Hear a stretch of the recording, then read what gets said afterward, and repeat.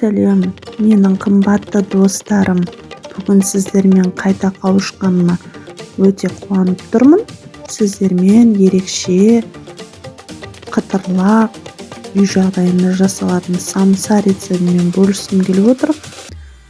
Ол үшін бізге бар жоғы аздап ұн керек болады. Мен бұл жерде жалғыз самса емес, қаттаманың да қамырын бірге жасайтын болам. Сол себепті өте көп мөлшерде жасап жатырмын. Және бұл самсаның рецебінің бір ерекшелігі, бір күн алдан ет асып, қайнатып, еттің сорпасы өте тұзды, әдемі болады, майлы болады. Сол сорпаға жасалынып жатыр. Қамырымның тестасы ешқандай тұз, артық нәрсе қоспаймын. Жай ғана сол сорпаны жылы күйінде жылытып, иленіп тұрған ұнның үстіне құйып жіберемін да қамыр илеймін. Қамыр өте қатты емес, өте жұмсақ емес, орташа консистенцияда шығуы керек. Қамырды илеуі қансын деп 15-20 минутқа тындырып қойсаңыздар, дәл осылай қамырларыңыз жылтыр әдемі болады. Илеуі қанған қамыр тостаққа жабыспай әдемі болып түсе салады. Және қамырды өздеріңізге жаюға ыңғайлы бөліктерге, яғни зуала етіп жинап аламыз. Мен 4 бөлікке бөлдім. Өте үлкен емес, өте кішкентай емес, орташа зуаладан менде 4 шықты. Барлық қоспалардың керекті заттарын описание бөліміне міндетті түрде жайып қоятын боламын. Сол жерден қарап жасасаңыздар да болады. Келесі кезек бізде қамыр жаю. Қамыр жаю жалпы техникасы өте маңызды этаптың бірі.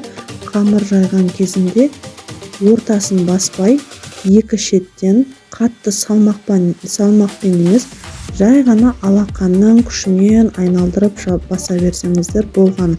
Сағат тілімен бір жанға қарай айналдырыңыздар, оңнан солға қарай.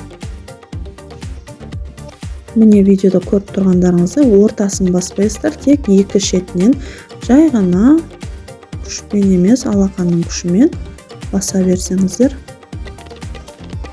өзі керемет болып жайылып шығады. Егер ортасын қатты басатын болсаңыздар, ортасы жұқарып, екі жаны қалың болып, айналасы қамырыңыз жыртылып жаюлуы мүмкін. Сол себепті екі шетінен ғана басып отыру керек.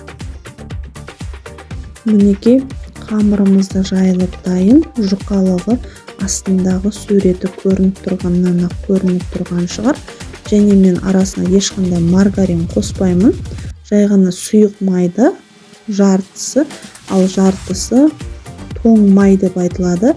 Қара малдың, жылқының, сиырдың, қойдың үш майын алдын ала турап майын бөлек ажыратып аламыз да, қалған қалдығын шыжық қылып нанға қосып жіберсеңіздер де болады. Соның тоң майын аздап қосамын. Екеуі сұйық май мен тоң майдың қоспасы тең болып көз мөлшерінде қосамын.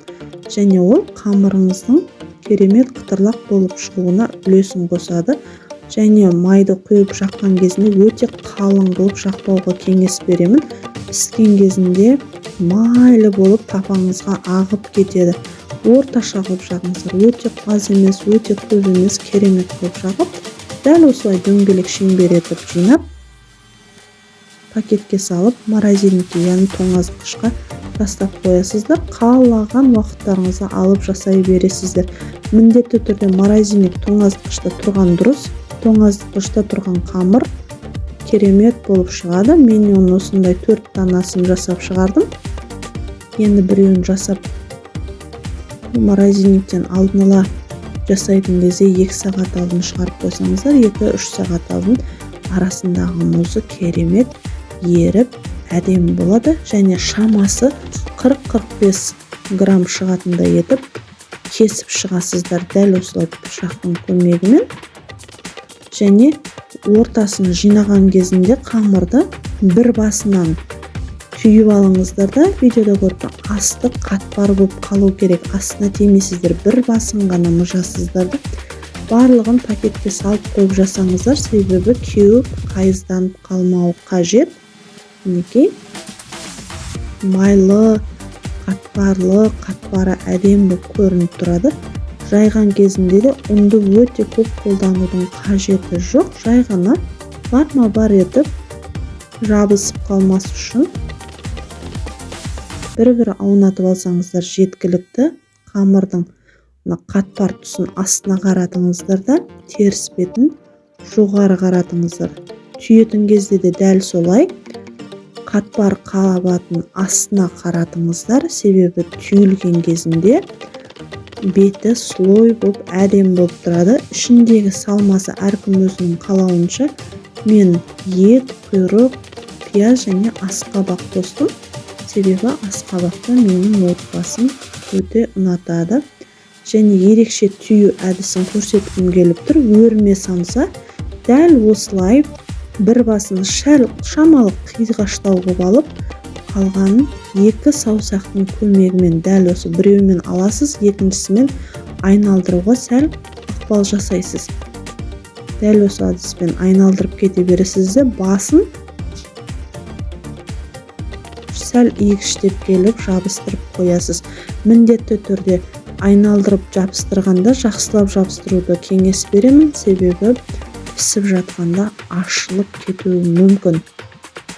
Дұрысталап қарап алмаған кісілер түсінбесеңіздер, екінші рет қайтадан көрсетейін. Дәл осылай міндетті түрде жабыстырып аламыз барлығын.